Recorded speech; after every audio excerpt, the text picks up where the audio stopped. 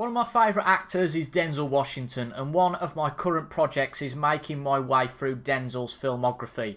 A film from Denzel's filmography that I hadn't seen is Cry Freedom, and it's a film I'd never seen because I could never find the DVD.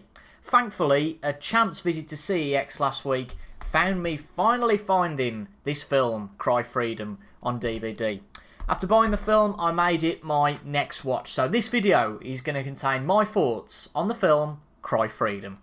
Hello and welcome back to Toby Jones Talks Film, where we do exactly what it says on the tin. I talk about films, both the physical side of collecting films on DVD and Blu-ray, and also the watching side as well. And today we're going to be talking about one of my favourite actors, Denzel Washington, and his 1987 film, Cry Freedom.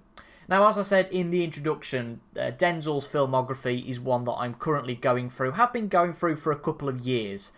And I'm not going through it in order, I'm not binging it as such, I'm just doing it as I can. And really that is down to the availability of the media. But before I started watching films in earnest a few years ago thanks to Letterboxd, I had watched some of Denzel's films before that, so I'd watched Flight, I'd watched Courage Under Fire, Unstoppable, The Taking of Pelham and Deja Vu. And Denzel Washington's one of my parents' favourite actors, so that's obviously come down to me. And Denzel Washington was the first actor I chose to try and watch his filmography from. And as I've alluded to, one of the difficulties of this is finding the lesser known titles either on streaming services or through DVD. I'd like to have these films on physical media, but worst case, I stream films through Netflix, etc., or wait till they come on free-to-air TV, one of the main British channels, BBC One, 2, ITV, or maybe even a channel like Film 4, record them through the Skybox and watch them that way. But my favourite way to do it is through having the DVDs. And I've watched 36 or 37 before this week of Denzel's films, and in total there are 50 of his films to watch, so I'm nearly there in terms of watching his full filmography. There's 54 in total, but 4 of those are TV films, so I'm not particularly looking to watch those. Might do as an aside later on, but they're not really on the bucket list to watch as such. There are 3 of those films before this week that I had on physical media, 10 of them I didn't, and Cry Freedom was one of those films. And I've been after Cry Freedom for a year or more. I did myself a list on Letterboxd just as a memory jogger for those films when I'm out and about, whether it's at charity shops or CEX, which if you're not in the UK is a second-hand shop basically, which stock all sorts of games, films, etc. Some of them even stock music, but I've not seen one of those apart from the online store. Disappointingly last year I went to CEX in Stafford, which is one of my local towns, and one of the good features, or at least I thought was good features, of CEX is on the online shop it will give you a list of where the item you're looking for is in stock. So if you're making a special visit to that shop, you might see that that film is in stock in that shop. That told me that Cry Freedom was in stock in Stafford. When I got there, it wasn't there. Fortunately, it was twinned with a cinema visit, so I wasn't going there purely especially just to find Cry Freedom, but it was a little bit annoying that I couldn't find it nevertheless. I've been back to CEX, I've been to plenty of charity shops in that time and never seen it. However, last weekend, my nieces stopped for the weekend and we went on a visit to Telford, which is another local town of mine, and wasn't looking out for the film in particular. I've had a bit of a stop on buying DVDs because of my wardrobe as I look at it now. It is a little bit frightening in the fact that there's probably too many DVDs in there, so I've got to start watching rather than buying. But nevertheless, while they were looking through Primark and all of these tedious clothes shops, I had to escape that and go and have a look in CEX. And I thought while I'm in there, I'll have a quick look at the Blu-ray section, because if there are films that are 50p or £1, I quite like upgrading my DVDs to Blu-ray where I can. So I did purchase this, which isn't Cry Freedom. A little bit different to Cry Freedom. I bought Transformers Dark of the Moon on Blu-ray for 50p, which includes the DVD as well. It's a triple play, Blu-ray, DVD and the digital disc. So, digital format, sorry, digital download, whatever you want to call it. Digital copy is what it says on the back of the disc. But got that 50p. I thought that was a really good deal, particularly for a Blu-ray at 50p. But I went to the back of the shop. The DVDs are at the back of the shop because I guess of all the mediums that they sell now are the least selling. And I thought I'll just have a perusal looking for 4 films or 5 films that I'm looking for. So those are Cry Freedom, Power, Ricochet, Virtuosity and Devil in a Blue Dress, all of which are Denzel Washington films. And of course, you're scrolling all of the shelves like that when the films are lined up like this, and these are the films I'm going to talk about today, by the way. And got to see, and what did I finally see? Cry Freedom, get in! Finally! I thought, oh, I picked that up. I've had a couple of occasions of that where people must think, what on earth is wrong with me? Something I've been looking out for a long while. I pick it up and I've got the biggest smile on my face, and people must think, what on earth is this pillock doing? Now, obviously, there are easy ways to go and get all of these DVDs. You can just type them on eBay and go and buy them, but what's the fun in that? Plus the fact it probably costs you more, because a lot of these films, Devil in a Blue Dress, for example, which I'm looking for at the moment, that's at least £5 on eBay. And for a tightwad like me, who likes to pay 50p or £1 for his DVDs, that's stretching it just a little bit. But nevertheless, I'm still on the lookout for that one, and maybe I'll have a success story with that going forward. So I spent £1.50 of my well-earned money, 50p of it on this, and £1 on Cry Freedom. It's almost like it should be the other way round, in that the DVD's 50p and the Blu-ray's £1, but nevertheless, I picked up Cry Freedom, which is a 1987 film starring Denzel Washington and Kevin Kline. And this is all about sort of the apartheid in South Africa. Directed by Richard Attenborough, and it's the story of black activist Steve Biko, and Denzel Washington plays Steve Biko. And this is where the spoilers start, so if any of you of a spoiling disposition and haven't watched this film and want to come back to it, go and watch the film, then come back to this, because I'm going to spoil some of the events of this film. Now, before I went into the film, I knew that Steve Biko died. I feel like I knew that because I think I'd watched a Watch Mojo video of Denzel's best 10 performances or something, and of course, don't know why I watched that, because it ruined this film in going, oh, by the way, Denzel dies! Oh, that's good to hear. But it's quite a surprise how early on in this film that Denzel meets his demise. I think it's about an hour into this film. Now, this film is a long film at 2.5 hours runtime, so I went to go buy this film on Saturday, sat down on Sunday afternoon and watched it, because last weekend was woeful for me as a sports fan. So most of my weekends pretty much revolve around watching sport. That being football, MotoGP, Formula 1. And in layman's terms, even for those of you who aren't sports fans, right? There was no football last weekend. There was no Formula 1 last weekend. There was no MotoGP last weekend. So my calendar was absolutely empty. That's one of the reasons why I went on Saturday to Telford to go and join in the shopping spree, and of course I had my own spree at spending £1.50 on these physical media items. But the film's quite a long one at 2.5 hours, not one I want to watch on a school night as such. I still use that term even though I'm not at school anymore. I do like that term of a school night. But nevertheless, I don't like to watch those films unless I start watching them early in the evening, because I'm more of an early riser than a night owl as such. So most nights I'm in bed fairly early, so I don't like to watch films in two parts, hence why I'd prefer to watch this on an afternoon. So, settled down on Sunday afternoon to watch this. And one of the frustrating things about the DVD, I've had this on a couple this week, is because it's an older DVD, the aspect ratio is sort of, if you take this as the whole screen, it's maybe only, probably a bit bigger than that, but maybe only sort of that big, the screen is that big. And that's not a way to watch a film. I tried to watch it on the Xbox One and it just wouldn't work. So I put it in VLC Media Player on the computer, which is down here. Managed to bloat out the aspect ratio and the quality, the size of the picture, and it didn't impact the quality that much. So that's fine. But nevertheless, watch this film. As I was alluding to before I went off on that tangent, I didn't realise how early Steve Biko and Denzel Washington's character meets his demise in this film. It's probably about an hour in, and the film is 2.5 hours. So, this is a real shame, because I thought that this would be a film where Denzel features throughout. I'd got the preconception in my mind that because he dies, it was going to be one of those that you got sort of near the end, and then Denzel dies at the end, kind of the last sort of scene. So for him to die that quick, I was like, God, he's gone. Now, by all means, I don't just watch Denzel Washington films because it's him solely. Surely those are probably the ones I enjoy more, where he's front and centre. But this was a little bit different for me in that he was only a supporting actor in this, and Kevin Kline really carries Cry Freedom. But because Denzel only plays a supporting role, he's only in there for sort of an hour in the film. Nevertheless, he is excellent for the time that he is in the film. And Denzel's got this real ability that I don't think many actors have, that you get lost in the illusion of his character, and the immersion of his Steve Biko identity. So there's no surprise for this that I think he was nominated for the Best Supporting Actor at the Oscars for this. Didn't win it, but did win it for another film, which I'm going to touch on briefly today.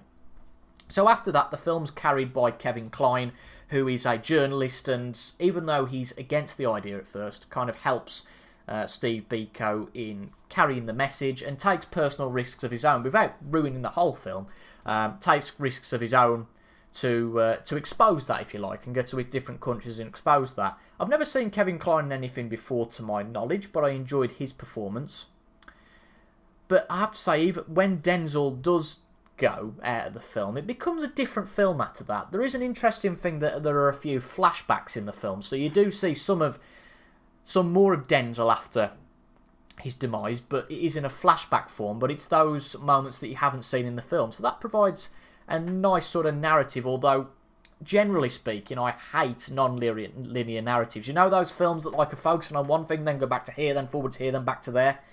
It just messes with my head because I don't know unless it's explicitly mentioned, right, we're going back now to this point. Obviously once a character's died you can figure out that they're going back, but in some superhero films these days you can't really tell because anybody can come back to life. More on that later. But no, Denzel doesn't come back to life during this film, by the way. But this becomes a Kevin Kline film after Denzel's demise, and although it keeps me interested throughout, the next hour and a half kind of just follows the one narrative and plods along a little, and the final act is a little bit disappointing. Get to the end of the film and I'm thinking, right, we're kind of almost just starting the adventure, and that's it. It's a bit like, that's a tad disappointing. One thing that I'd like to add from a James Bond point of view is, because in some of my early reviews on Letterboxd, I like to reference James Bond in every review that I did. And I thought, oh, I know him, I've seen him in a Bond film. Julian Glover, who played the villain in For Your Eyes Only, and was also in Indiana Jones and the Last Crusade, among many other films, of course. He's here, albeit for a very minor role. So I'm glad I watched this. Cry Freedom. It's not the best in Denzel's catalogue, but it's certainly worth a watch, and I gave this film a 7 out of 10. Now, just briefly before the end of this video to discuss a couple of other films. So, I hadn't watched a Denzel film at all this year. The last film I'd watched of Denzel's, in fact, I'm just going to have a look on Letterboxd here, because I think it could have been The Equalizer 3. It's not. It's, well, actually, it's not The Equalizer 3. I've watched 4 films after this. John Q, I watched that late last year. The Great Debaters, gave both of those 6 out of 10. I went and rewatched Training Day at Odeon last year. That actually is 27th in my list. Not a fan of Training Day, which is seen as one of Denzel's best films by many, and Fences, which is a really good film. I rated that 4 out of 5.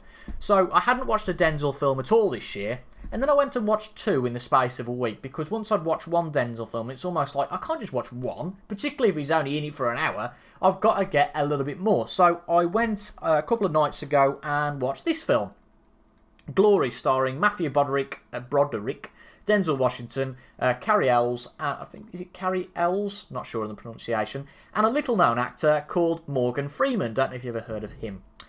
This is all about the 1st Black Regiment who fought in the American Civil War.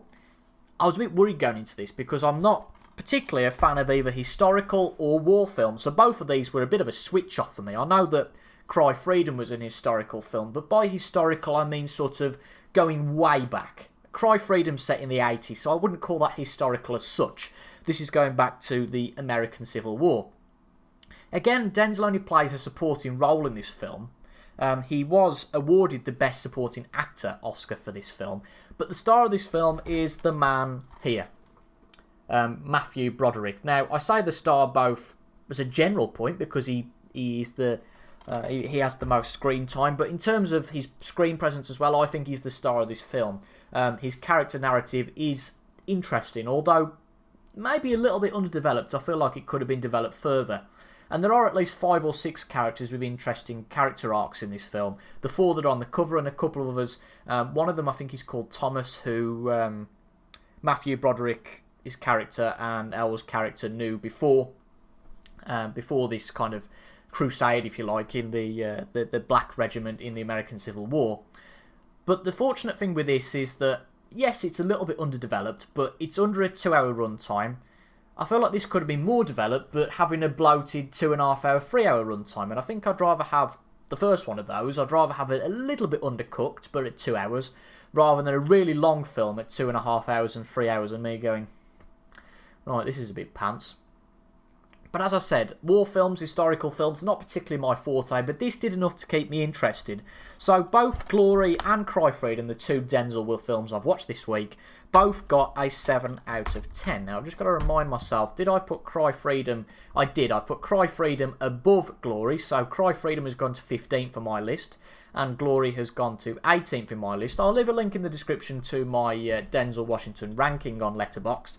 But just from a live perspective, from 15th to 18th, we have Cry Freedom 15th, The Mighty Queen in 16th, Pelican Brief 17th, and Glory 18th. But just for completeness, finishing off the 7 out of 10 before we go down to the 6 out of 10s is Crimson Tide, co-starring Gene Hackman.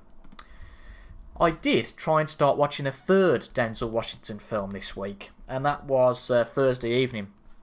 Another one which he supports in, Much Ado About Nothing. Now, I've got no interest in Shakespeare at all, completely.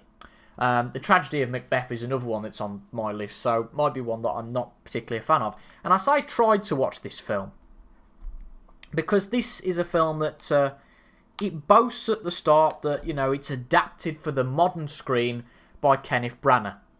And it's a star-studded affair, I have to say. We've got Keanu Reeves in this film, who I watched recently in Speed. That was an excellent film, one of my favourites of the year. We've got Denzel. Who's the chap in the middle? He's one of them that's on there. Emma Thompson, of course, and Kenneth Branagh, who directs the film, and Kate Beckinsale as well. So a real sort of star-studded affair. But I watched about the first 20 minutes of this because it was adapted for the modern screen. Still with, I understand, the Shakespearean dialogue. And I'm like, I ain't got a clue what's going on here. And some sort of films I'm willing to stick with it. But this I was just like, I don't know what's going on. I can kind of gather what's going on, but I've got no fun out of that. And as well, I don't particularly watch TV series. I might do a video about this in the future. This is going on a tangent. But I'm currently watching The Mentalist at the moment. So I thought, no, forget this. I'll watch an episode of The Mentalist. So Much Ado About Nothing is a film that I might well come back to in the future. However, another one that's still on my list to watch, and I've got very high expectations of this, is Malcolm X. I haven't watched this one yet. Main reason being is that one of my good friends, Alex, bought this for me for my birthday earlier on in the year. Another film like Cry Freedom I could never find in the charity shop, but if we look at the back cover, if you read the text, you might see something that isn't great for us English viewers, and that is the fact that it's a German copy. So this doesn't include English subtitles, and English subtitles are quite big for me because it's funny, when I go to the cinema, obviously there aren't subtitles, but when I watch anything at home, I like to have the subtitles on. And for Glory, I had to embed a subtitle file, which was easy enough because there was no subtitles on that film. But because of the runtime of this film, and it's a little bit different from all the other DVDs, I've not been able to locate a suitable subtitle file. But nevertheless, that is another film that probably I'll watch with a couple of friends as well, because they all want to watch that. So Malcolm X might well be potentially going to the top of my Denzel Washington list in the future. Again, just for reference of my top 3, The Manchurian Candidate is currently at number 1, at 10 out of 10, and then 2 9s follow that, Philadelphia and Fly. But today's video was all about Cry Freedom, just a bit of an aside with some of those other films that I'm looking to watch in my Denzel Washington list. So to recap, I would give Cry Freedom a 7 out of 10. Absolutely chuffed that I've got it in my collection.